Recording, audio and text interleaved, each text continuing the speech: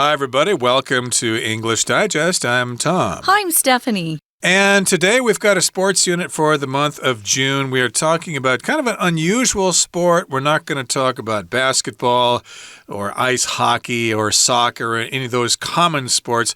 We're talking about something called curling. Yeah. It's a sport where you take those curlers and you stick them in your hair and you give yourself curlers. And women have these competitions to see who can curl the best. Who has the prettiest curls? No. Tom's kidding, of course. We're talking about what I consider to be the weirdest sport I've ever seen on TV. Of course, I was watching the Olympics the first time I saw curling, and I just thought, what the heck are these people doing? This is so strange. It looked like they were brushing the ice, and I thought, well, the ice is clean, so what are they using that brush for? And I thought it probably directs that little thing they're throwing down the ice, which I just learned it's called a rock.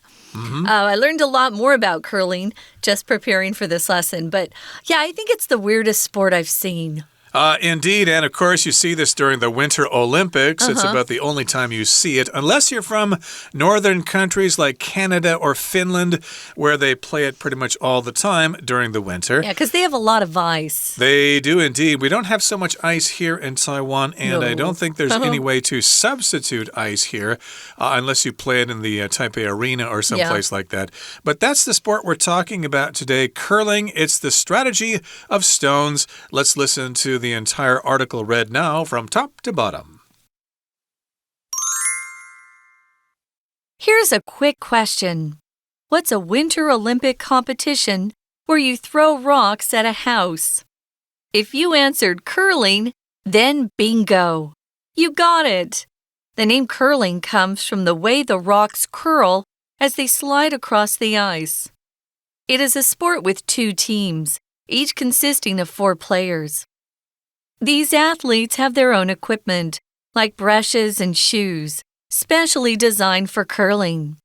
For each pair of shoes, there is one smooth sole for sliding and one ridged sole for gripping the ice. Each player pushes 2 nearly 20-kilogram rocks made of a special granite in consecutive order toward a circular target on the ice. This circular target, or house, consists of 4 rings that show which rocks are closest to the center. The goal is to get as many rocks as close as possible to the center for points. Once the scores are calculated, the team with the most points wins. Each team is led by a skip, or captain, who makes strategic decisions. The skip usually throws the last 2 shots. It's important because they have the potential to change the outcome of the game. There are 3 main shots in curling: a guard, a draw, and a takeout. A guard protects the house and blocks the opponent's rocks. A draw places the rock in the house. A takeout removes an opponent's rock. There are 2 other essential things to know about curling.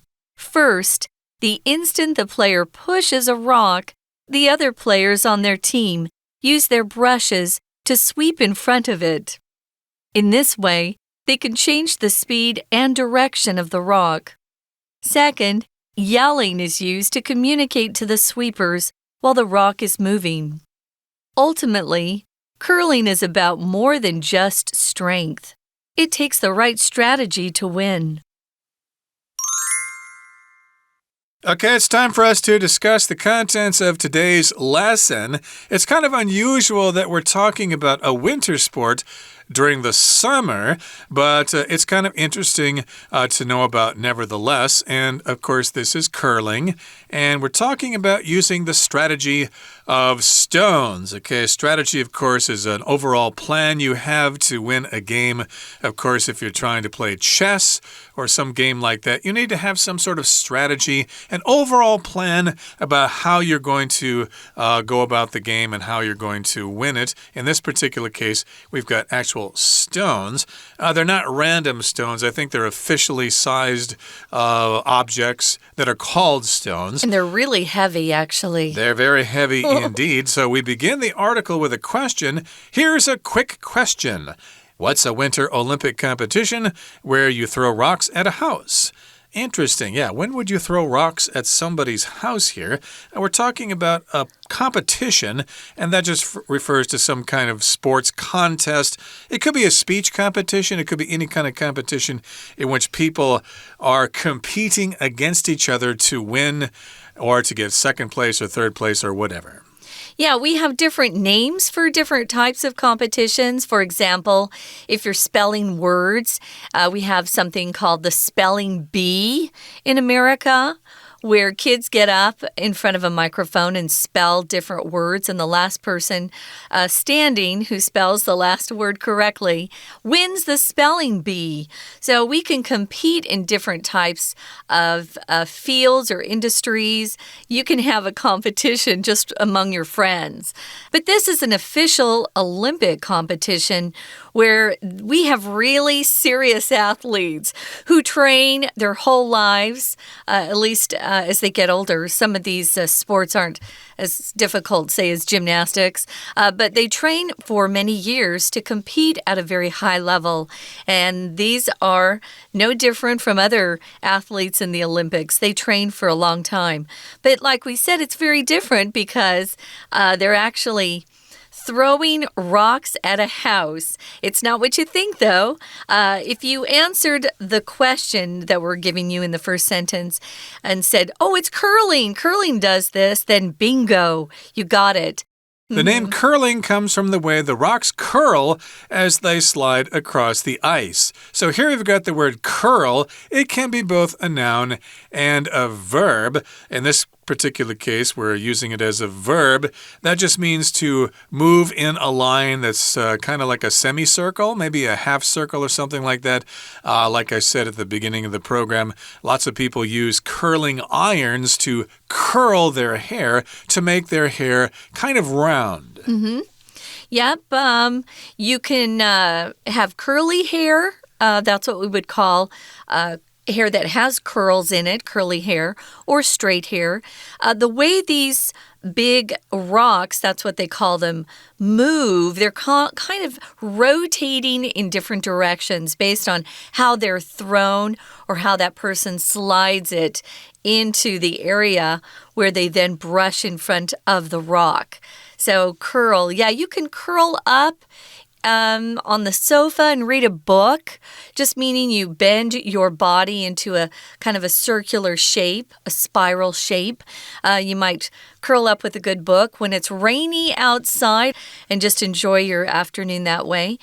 These athletes are actually moving that rock in a circular direction, so it's curling as it slides across the ice. Okay, that's why we have the name curling for the sport.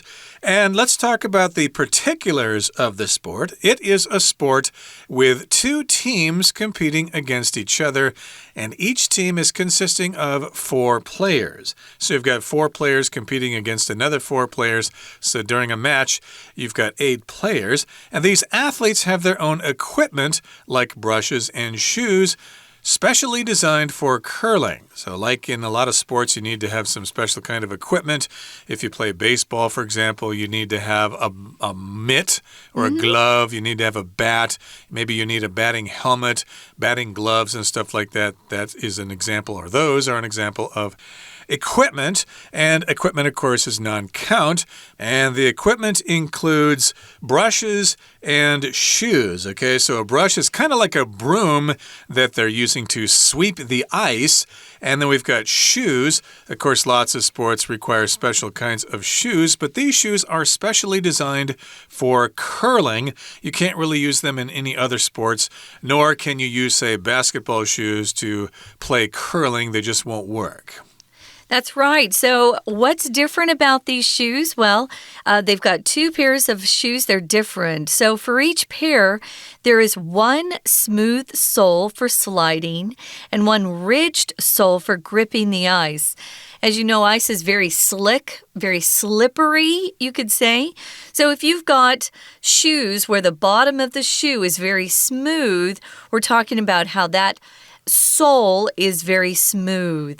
That's the part of the shoe that they're talking about. If they're talking about your foot, though, the sole of your foot is the underside part of your foot, the under surface, you could say.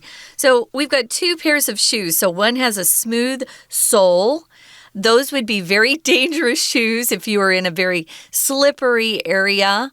Maybe you're trying to hike a mountain. It's better not to wear very smooth soles. If you're hiking a mountain, you want shoes that'll grip the rocks or grip the mountain or the trail. What's the other pair of shoes like, Tom? Well, it's actually on the same shoe. It's got a ridged sole on the shoe for gripping the ice. And if something's ridged, well, it has ridges or parts that kind of stick out like a mountain range does. And in this particular case, I guess you could say it has special treads on the shoe. Like hiking shoes will have treads on them. Golfing. Exactly, to grip the grass, you grip the rocks if you're hiking. And in this particular case, you need the ridged sole of the shoe to grip the ice. And to grip means to hold on to something, usually using friction. So if you wear special batting gloves in baseball, well, those gloves will help you grip the bat or hold on to it so it doesn't slip around in your hands. Yeah. Another pair of shoes that has a kind of a more ridged sole, sometimes it actually has spikes on it, is a baseball shoe that the players wear because they're trying to keep themselves from sliding on the grass in the field, especially as they're playing out there. Now, each player pushes two nearly 20-kilogram rocks made of a special granite in consecutive order toward a circular target on the ice. We're going to talk about how they do this, but first, guys, we're going to listen to our Chinese teacher for a while. Hello everyone, 我是派老师。今天讲解的是6月12号 Unit6 Curling, The Strategy of Stones. 这是一份篇章结构的练习题，内容跟 curling 冰壶相关。同学可能会问，什么是 curling？ 什么是冰壶啊？这其实是一项冬季奥运团体比赛项目。大家可以到 YouTube 上面搜寻相关片段，就会发现这项运动其实蛮有趣的。好，那在开始正式解题之前，老师想跟大家强调，请同学在答题前要看一下4个选项，心中要有一些约略的印象，看看有哪些句子让文章可以变得更完整，也可以粗略的把这4个选项做排序。有些选项句子本身就可以提供线索，我们大概会知道说这个可能出现在文章的前中后哪一段。此外，篇章结构这种题型最重要的就是回填的句子要和前后文连贯，在文意上要承先启后，所以请大家要记得前后连贯，文意通顺这8字真言。好，我们一起看第一题。前文提到向大本营丢石头的冬季奥运竞赛项目是什么？如果你回答 curling， 那么恭喜你答对了。冰壶这个名称源自于石壶划过冰面时的弯曲方式。这项运动有2支队伍，每支队伍由4名选手组成。而下一句则说，以每双鞋来说，都有一只用于滑行的光滑鞋底，和另一只有纹路的鞋底，用于抓住冰。我们知道前后文连贯非常重要。第一段介绍的是冰壶这项冬奥运动，包括比赛人数、比赛装备等。而第一题空格后面这一句既然提到了鞋子，而且仔细介绍鞋子的鞋底差异，我们知道不会平白无故出现，应该是前面提到过鞋子，所以才会比较详细说明鞋底。因此第一题正确答案选 B， 表示这些运动员有自己的装备，譬如说像为冰壶设计的刷子和鞋子。We're going to take a quick break. Stay tuned. We'll be right back.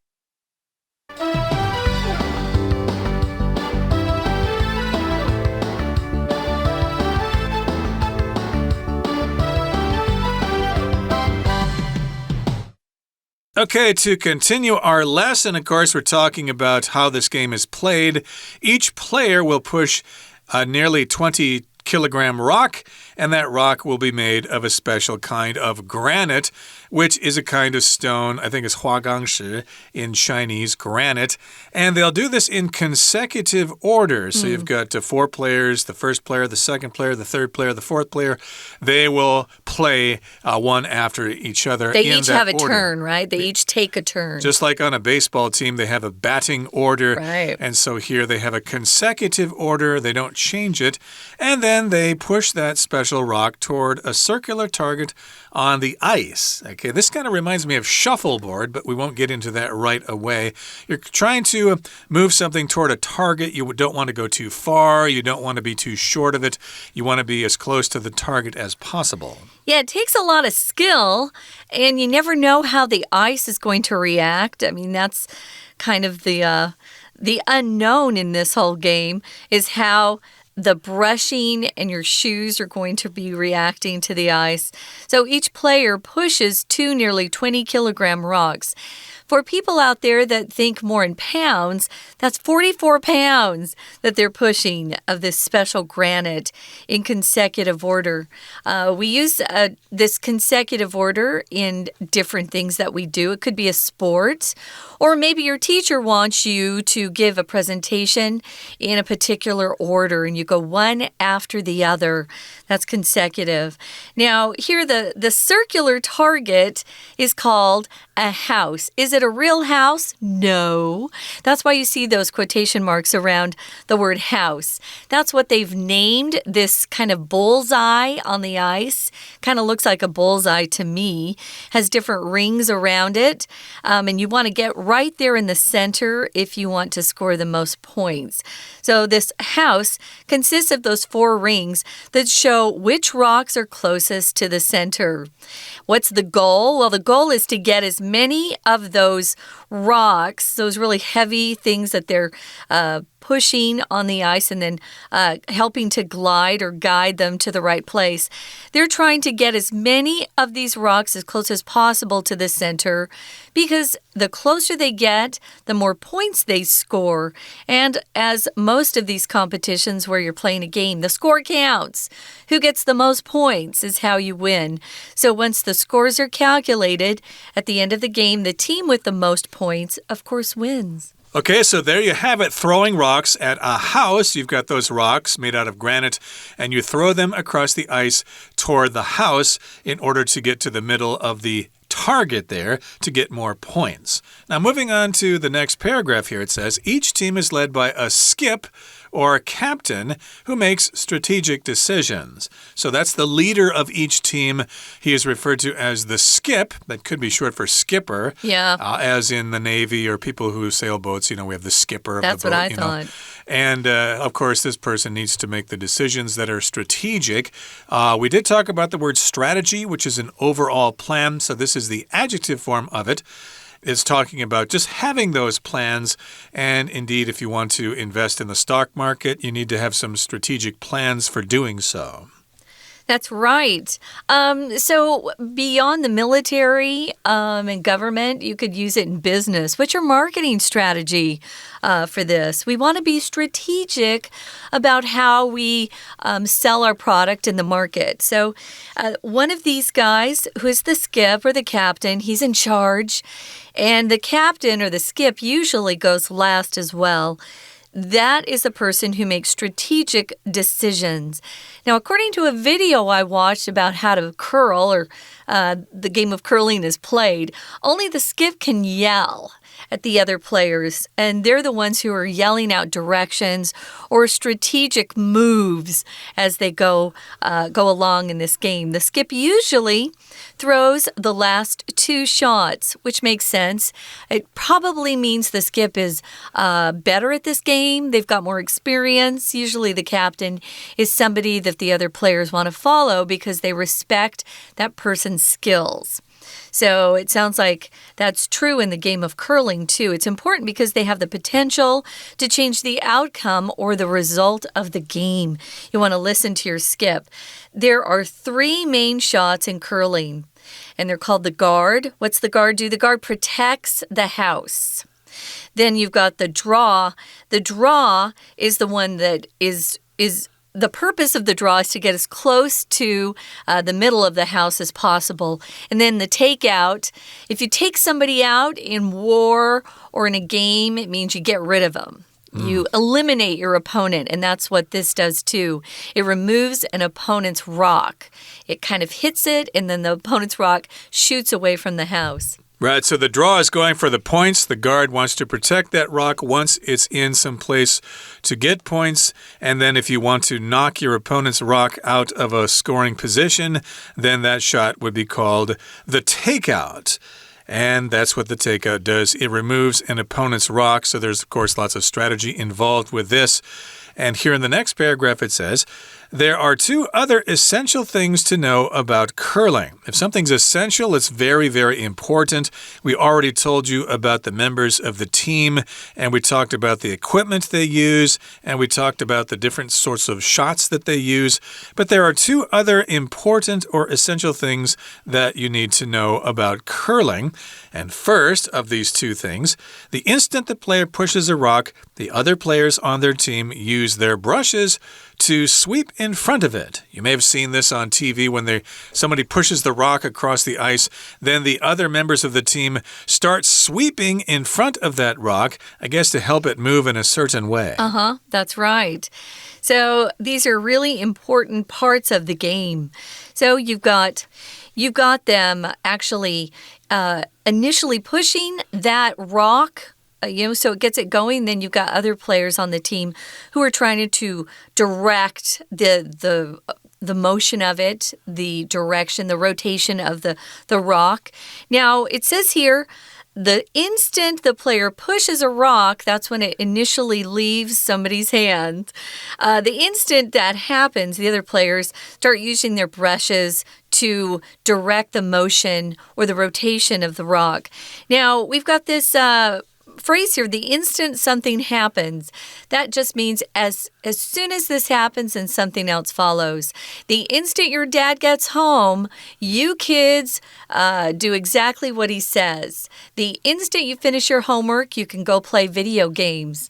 But not until then. So the instant just means as soon as something happens. And then the rest of the phrase would just say what happens after the first part takes place. So the instant something happens, then something else can take place. We use that phrase a lot, actually, in English. So in this way, they can change the speed and direction of the rock by brushing in front of it. Second, yelling is used to communicate to the sweepers while the rock is moving. Yeah, when I first saw this, when I was watching the Olympics as a kid, I thought, wow, they're yelling a lot in this game. What's going on? Well, it's used to communicate to the sweepers while the rock is moving. So you've got the person who threw the rock, and I guess he can see where the rock is going. So he tells the sweepers how to sweep. Oh, no, sweep it to the left. Sweep it to the right. Oh, don't sweep so much. It's going too fast. Oh, sweep some more. It's going too slow, etc. So they yell at those people, and they follow his directions. And ultimately, curling is about more than just strength. It takes the right strategy to win. So ultimately, just means finally, after we've talked about all the equipment and the players and the strategies and things like that. In the end, it's not just about strength. You need to have lots of strategy to win. When are you going to try to go for the points? When are you going to have a takeout? When are you going to guard a rock, etc.? And you need to be paying attention to what your opponent is doing all the time as well. Yeah, as an example, I could say, I want to lose weight. I'm going on a diet. But ultimately, the most important thing to lose weight is not how long I exercise each day. It's really what I eat. So ultimately, what's the most important thing after everything is said and done? So ultimately, it's about more than just strength. You have to have strategy, and you have to know, you have to get a good team as well. Right now, we're going to listen to someone on our team, and that's our Chinese teacher.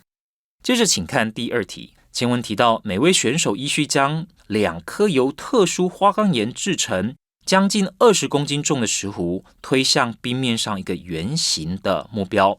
这个目标又称作大本营，有4个同心圆组成。这是要显示说哪一些石斛呢是最靠近圆形的。而下一句则是在分数结算后，得分最高的队伍就获胜了。从前后文可以看出，这部分在说明冰壶比赛的两队如何分出高下。为了保持文思脉络连贯，第二题空格的句子必须和比赛得分相关，因此第二题答案选 D， 意思是选手的目标是尽可能让越多石壶靠近圆心，分数越高。第三段接着说，每队都由一名称作 Skip 的主将，也就是队长来领导，负责制定战略决策。主将通常会掷出最后两壶。后面接着第三题，请再看后面的句子。冰壶主要有3种执壶的技巧，防守壶用来保护大本营并挡住对手的石壶。那接下来呢，其实文章就是说明这3种技巧。空格前面说明人员的布局，最后2壶由队长负责，后面说明3种执壶技巧。这前后的文章其实差异蛮大的，因此第3题答案要不就是承先进一步说明前一句，要不就是要起后开个头让后面说明。正确答案选 A， 这表示这很重要，因为队长有可能改变比赛的结果。紧接着请看第4题，前面提到关于冰壶还有2件重要事项需要了解。首先，在选手一推出石壶，其他队员就需要立刻用冰刷在石壶前面刷冰，而第4题空格后面说明第2件重要的事，所以空格的句子必须跟第1件事相关，去解释队友为什么要这么做。因此第4题答案选 C， 意思是透过这种方式，他们可以改变石壶的速度和方向。好，以上是我们对这一篇篇章结构练习题的中文讲解。希望同学在老师讲解说明之后，更能够把握篇章结构答题的技巧。也希望同学多多练习，好好的掌握这些答题技巧。祝大家答题顺利，谢谢大家。That's it for today. Thank you for joining us. And the next time you go to a cold, snowy country during the winter, you might want to try your hand at curling. It'll probably be the experience of a lifetime. From all of us here at English Digest, my name is Tom. I'm Stephanie. Goodbye. Bye.